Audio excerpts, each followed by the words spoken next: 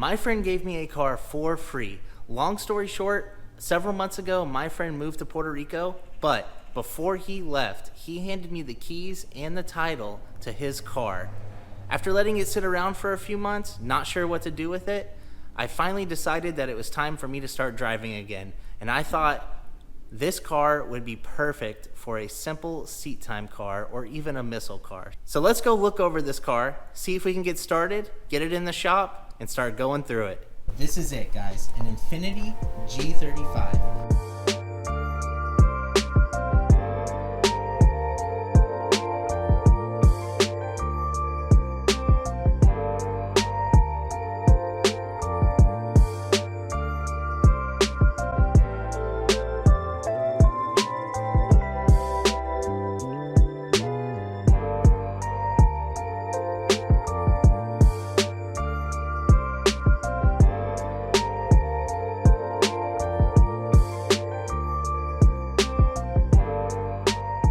I'm not going to get too far into the details right now. I'm going to wait till I get it into the shop, get a little bit better lighting on it. But all in all, this car is rough around the edges, but should be mechanically sound. So, first thing we're going to do,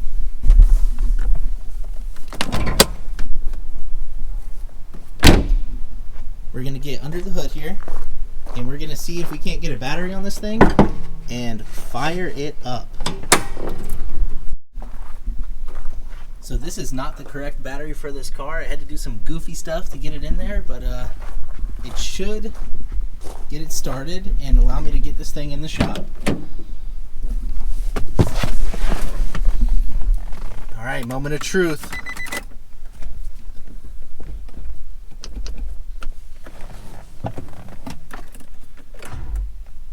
Oh no. Maybe it just needs a little extra juice, so let's back the 240 up, get the jumper cables out, hook it up to the Optimum battery, and see if that'll help it turn over. All right, so the even bigger question, will the 240 start?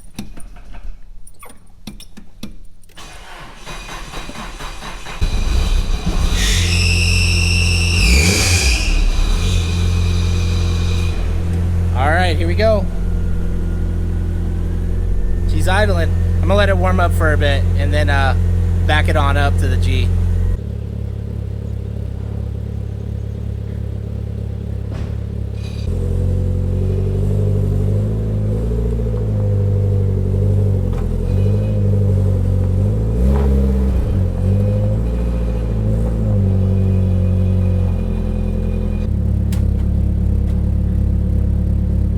All right, so we're back in the G35. We've got the jumper cables hooked up. Let's see if it'll start up now.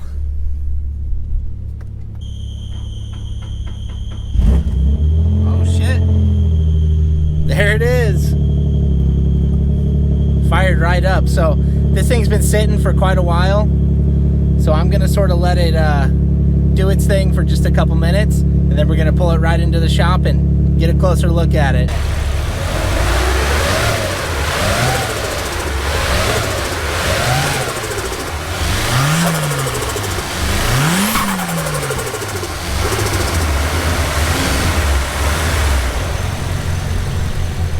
It seems to be doing pretty good. She needs a little love for sure, but yeah, she idles, sounds healthy. We'll be working on this thing again soon, but for now I want to focus on the G35. So let's go ahead and get that thing pulled in and start taking a closer look at it. This car's been here for a while, but I really haven't gone through it that much, so I don't know what to expect. I know there's a lot of stuff in there, and who knows, this car might have some interesting stuff. So let's go ahead and do a quick walk around. All right, I want you guys to keep in mind that my plans for this thing is to basically just turn it into a seat time car, basically a missile. So what I'm looking for here is it mechanically sound and there's no serious body damage? And I can tell you off rip that there's not a lot of serious rot on this car, just mainly some surface rust on the roof, which really does need to get addressed. Other than that, like, I have pretty high hopes for this thing as far as the chassis goes and the drivetrain and everything else. First things first, this thing does have some drilled and slotted rotors and some Brembo brakes. That's a really cool mod this thing has. Those brakes are really nice. And same thing in the rear. So these rotors are a little dirty, a little rusty, but they should be fine. The bumper is in a little rough shape. It's got some scratches and stuff. It should clean up just fine. I'm not really a big fan of this mounting solution here, so I'll be sorting out something for that. I think I have something in mind that will work better than this. The paint is pretty much totaled on this thing. As you can see, the clear coat's gone in a lot of places, the roof especially. This car did have a wing on it, so I'll be interested to see if there's a wing inside this car. We'll see once we start digging into it in a minute here. Some sort of carbon fiber wrap. I'll probably be taking that off fairly soon. But yeah, I'm thinking this may end up being my first attempt at painting a car. So I think this will be good practice for me for sure. As you can see, this thing is pretty dirty. It's been sitting for a while. Thankfully, there's no cracks in the windshield. All the windshields seem to be intact and none of them are leaking, so that's a big plus. The front headlights are pretty faded. Maybe we can buff these out. It looks like someone tried to already clear these up, but you know, the whole point of this project here is to be on an absolute budget. So this isn't gonna be a nice build, this is gonna be a thrasher. So I'm not gonna be buying new headlights, for example. I would rather try to clean them up, and if they don't look that great, it's whatever. Moving on to the engine bay. So you guys know the deal, VQ35, I'm pretty sure this is a DE. It's got a little bit of corrosion, but as you can see, this stuff cleans off no problem. I pressure wash this thing, it'll probably be fine. Again, this isn't gonna be a show car. I know a little bit about this car's history. This is not the original engine. This engine was replaced. You can see some markings down here. I'm pretty sure this was an LKQ engine, and I know the shop that did this, and they're very reputable. So, and I've replaced a lot of these engines myself, so I can tell just at a glance that this was done properly. There are a few small issues. The valve covers are leaking pretty badly. Very common issue on these engines, so there's no surprise there. Looks like the intake manifold may be leaking a little bit as well, so that should be fairly simple to fix. The intake manifolds on these come off very quickly. Yeah, there's really not much else to see under here. I don't think there's any aftermarket components that are worth noting. Oh, but we do have this right here. That's a really good sign. BC Racing coilovers. So these things are great for drift. Maybe not the best for like everyday ride quality. The real question is, does it have true rear coilovers, or does it have the bucket springs? And I'm willing to bet that these aren't true rears. Nope. It's still got the bucket, so that could be better, but still we do have BC Racing coilovers, which means that we're pretty much ready to drift. Like, we weld the diff in this thing, we put a handbrake in, maybe a cheap angle kit, and this thing will be shredding, man. I see a Z1 Motorsports box in here, so there might actually be some interesting stuff in here. We'll see. I see my rear interior pieces. Thankfully this thing wasn't fully stripped, so I may just put the interior back together, because you know, even though it is a thrasher, it's kind of pointless to pull all the interior out. It just kind of turns it into a tin can at that point, which, I mean, I'd rather just have the interior and try to get the AC working and everything. Yeah, let's see what we can find in here. Okay, so this box was in the driver's seat. I pulled it out so I can pull it in. So let's just start here. So we've got some trash, some fuel line, some silicone hoses, and some sort of cable for something. These are nice to have. This is like an oil pump. What do we have here? Oh, all right. So we've got a Z1 Motorsports box. SPC camber tow kit. This probably was done when the coilovers got installed. Oh no, here's the parts right here. So these are lockouts, I'm pretty sure. No, these are adjustables. I'm not sure what the point. I'll have to go through these instructions and see what these are all about. All right, but I know what this is. This is actually pretty huge. This is an oil pan spacer, and what this does is it's usually installed as an easy way to get oil return for a turbo kit, but it also adds a little bit more oil capacity. And you can see the spacer here for the pickup tube, which ideally on these engines you would install an oil cooler. But again, I'm trying to spend as little money as possible. And this will help with oil cooling a little bit. I could sell this and put the money into something else, but I think this will actually be a pretty good install for this car. So we'll probably hold on to this. We got some carbon fiber end plates for a wing. I wonder if the wing is carbon fiber. Honestly, I'm not sure if a wing really looks too good on this car. I may just remove the wing and see if I can sell it. We've got a transmission mount. It almost looks like an S-chassis one, but you can tell there's a little bit of a difference. We've got the factory seatbelts here, so this is actually pretty good. As much as I like racing harnesses, they really are kind of dangerous to run on the streets without the proper Hans device. You can actually hurt your neck pretty badly if you get into a wreck with them. So I will definitely be reinstalling these factory seatbelts and probably getting rid of the racing harness. Looks like we got some brake pads here. Yeah, some fresh brake pads. These look like the fronts with brackets, retainers. That's cool. Go ahead and do a brake job on this thing. Hopefully I can find some rear pads. Yeah, that's pretty much it in here. We had these two compressors, but these things are pretty much junk. They don't really do much, honestly. So yeah, let's move on. Passenger side. Oh, see some carbon fiber. Let's take a look at this wing. Sheesh. Look at this thing. Okay. It looks like we're missing the mounting plates. Huh. Yeah, I'll have to look into that, see if I can find these plates. We'll have to keep an eye out for that. We got some C-pillar trim.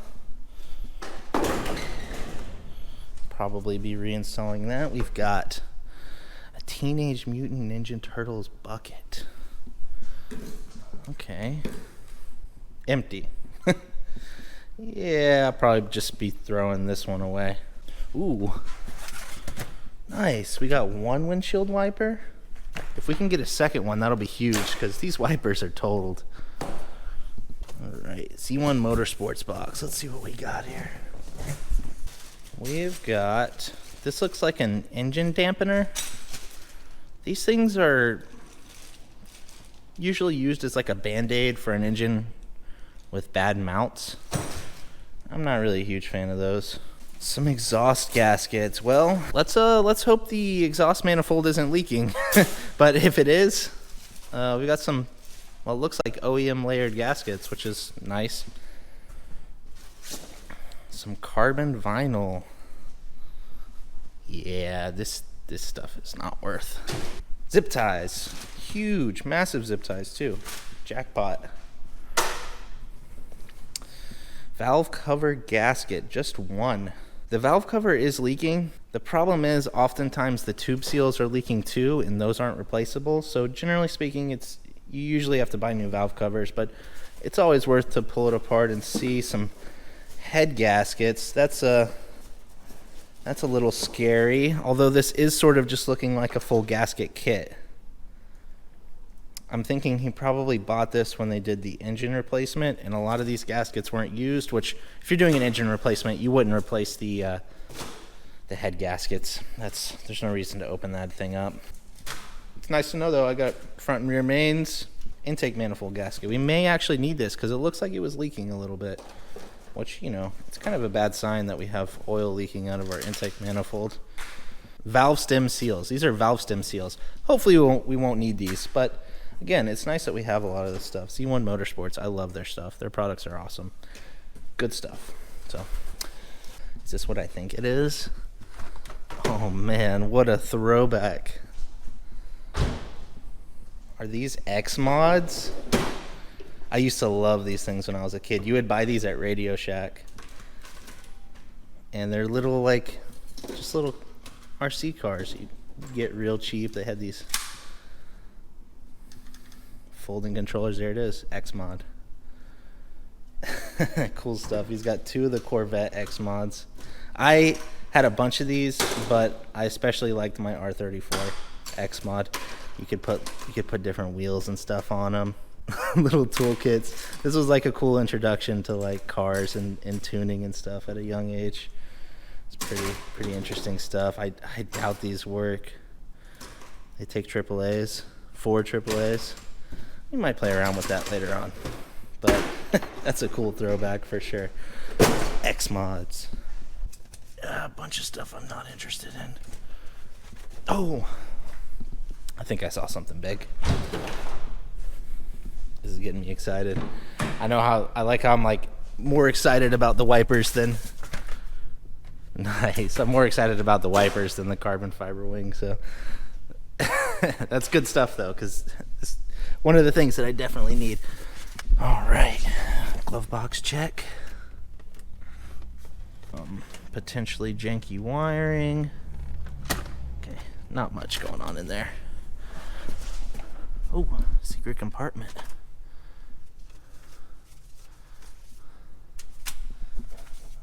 America, fuck yeah. Nice. Some more registration.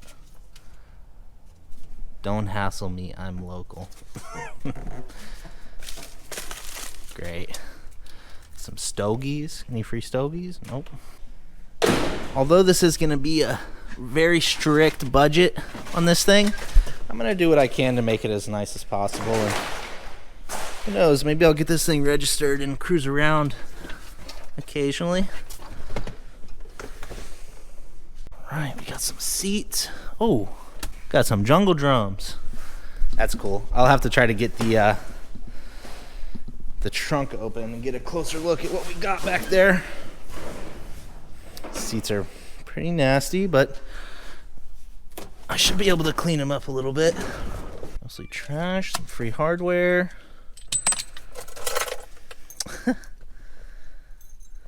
That's funny. Hardware, some Pokemon keychains.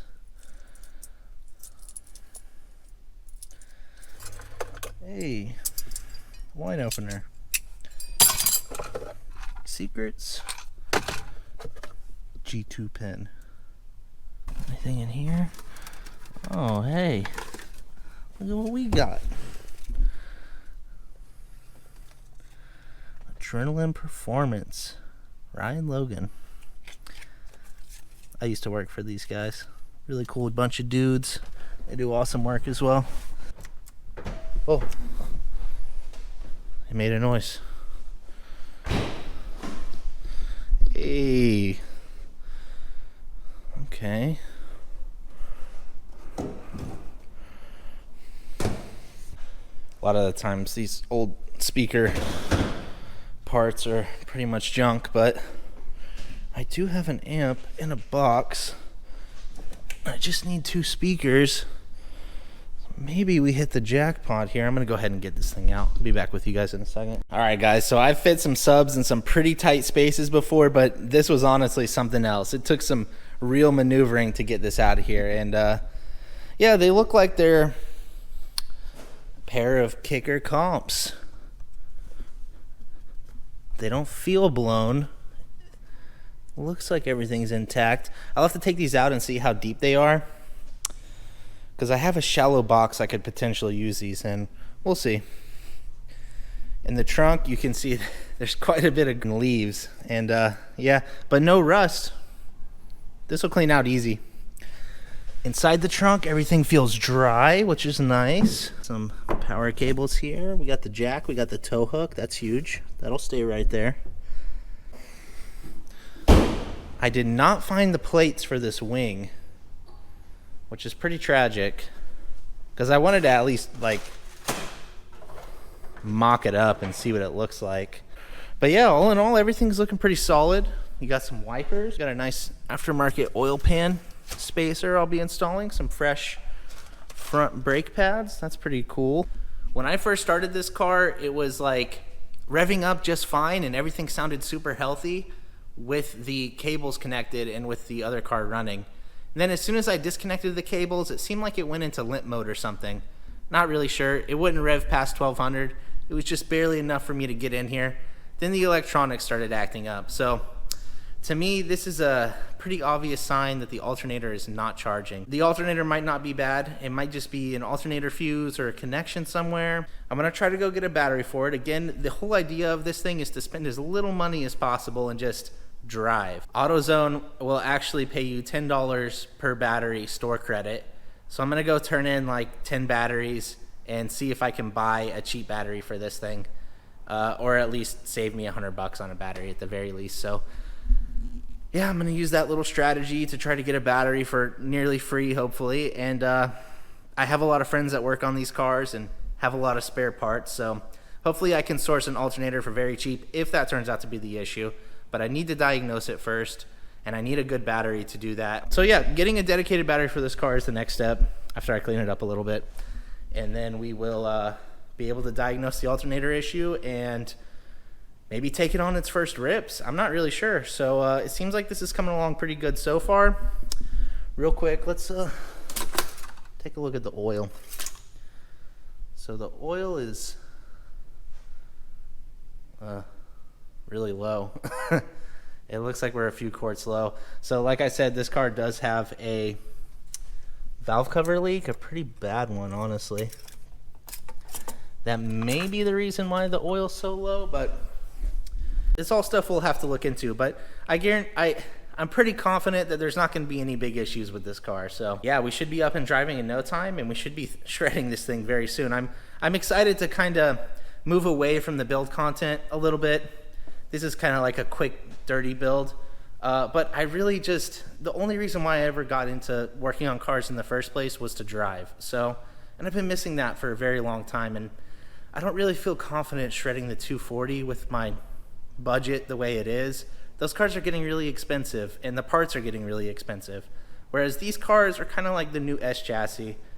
You know, when I first got into drifting, I bought a Sil 80 for like $3,000, and I was like, I don't care if I crash it. Now that kind of stuff is so expensive. It's like these are the new cars that are kind of worth shredding on and beating up because everything's so cheap. I'd prefer a 350Z. This is the next best thing, and it was free, so I can't complain.